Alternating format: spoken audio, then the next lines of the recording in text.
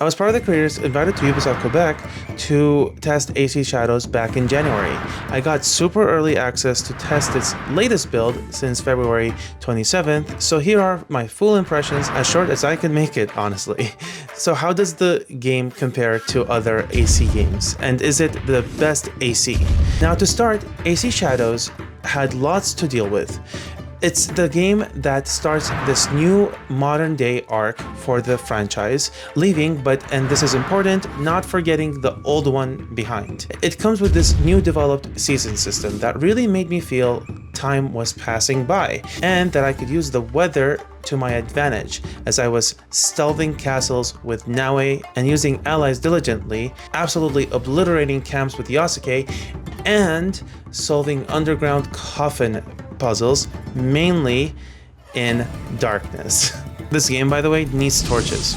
I'll go over that in a future video explaining it. What's surprising to me is that AC Shadows slows time down by non-violent activities that just let you be in the moment, like praying in shrines and visiting temples to collect lost scrolls while witnessing their grandeur beauty, all which boost up my knowledge, your knowledge points, and up your mastery tier to unlock new abilities. And now let's talk about stealth. Stealth in this game was studied from Mirage and improved, especially on expert mode. What's cool is that stealth never broke on me, and if it did, which rarely happened, it's because I clicked assassinate at the wrong time. I love that guards are able to spot me from rooftops, because that gets me to use prone to crawl on slanted roofs and repeatedly use my eagle vision. I use the eagle vision a lot. It doesn't allow you to see the periphery as much, challenging you in that kind of way. Speaking of eagles, it's good to not have an eagle drone in this game because it lets you explore further and not depend on a drone to see the landmarks of Japan. It led to more exploration. One more thing, kunai kills in this game is just so much fun. Just look at this. It's so satisfying, right? The only thing missing from the stealth mechanic of this game is social stealth. It's very evident in the scarcity of people in the towns. Where CGI trailers showed plenty of people in towns like Sakai, they were diverse in game, yes, but there were not plenty of them like there was in AC Unity. The social stealth in this game needs to be taken seriously because it's the only thing that's missing. Let's talk about combat in Assassin's Creed Shadows. The combat is more visceral than AC Valhalla, especially with both katanas and the kanabo, and I also like to use the tanto as well.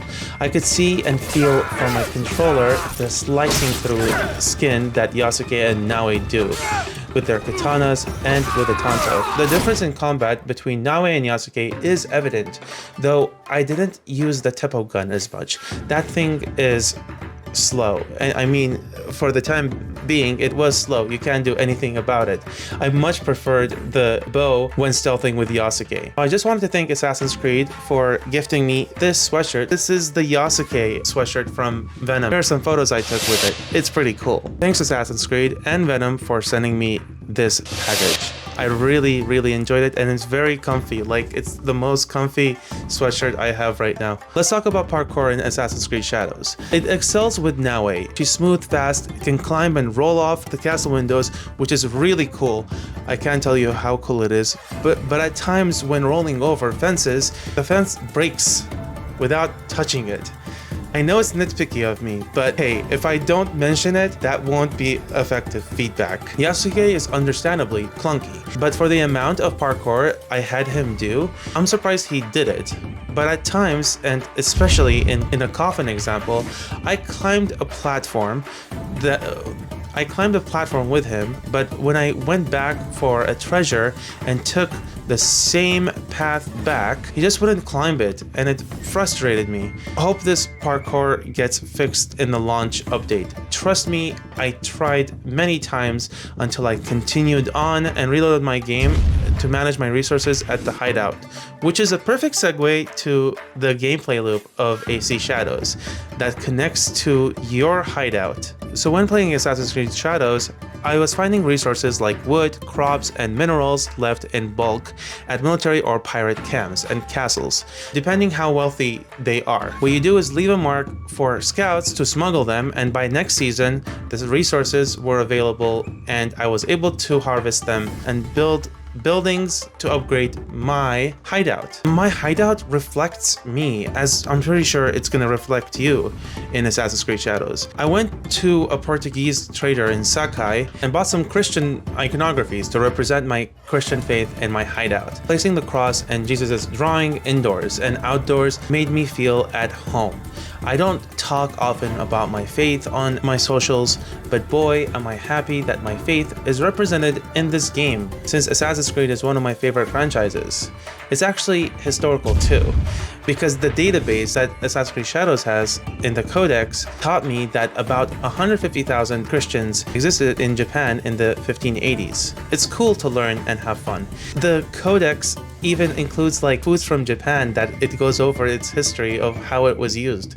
So that's a pretty cool fact. Now, to not spoil the game, I will just say that this story is one of the best Assassin's Creed stories and the most grounded of all the recent titles of Assassin's Creed games. That's including Origins, Odyssey, and Valhalla. It's actually cool to just have a story about people instead of legends and stuff like that, and it left me wanting more, as I'm sure it's going to be covered in the DLCs. The level of bond you build with compelling side characters like your allies who have their own side quests and own personalities, that's admirable to see, but there's still work to do. In the hideout, the inhabitants, while they interact together in rooms that you build for them, you can't hang out with them, which was a bummer to me. I will talk about this in a video that I incorporate a better idea into it, so stay tuned for that on my socials, wherever you follow me, YouTube, TikTok, Instagram, X. Assassin's Creed Shadows has many historical figures that join you through your journey, be them good guys or your foes.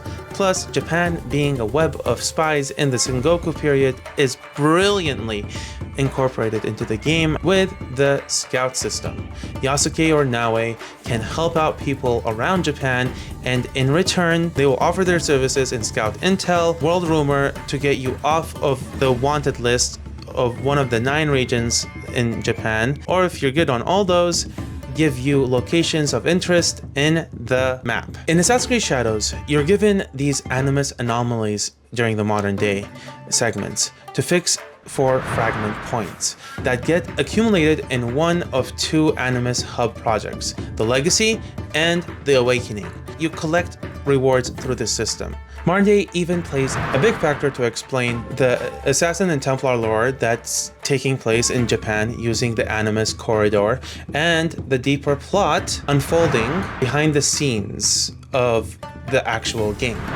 It's truly a fresh take on the franchise to prepare us for more modern day plot lines down the line, and it allows us to see the Templar side of view as well as the Assassin view. So with that all said, if you're looking for an Assassin's Creed game that blends old school stealth with new ideas, has a rich story, a great gameplay loop, incredible attention to Japanese cultural diversity, society, and landmarks, and a sheer range of activities to level you all up to improve your playstyle and the image of your hideout, this game is worth it for you.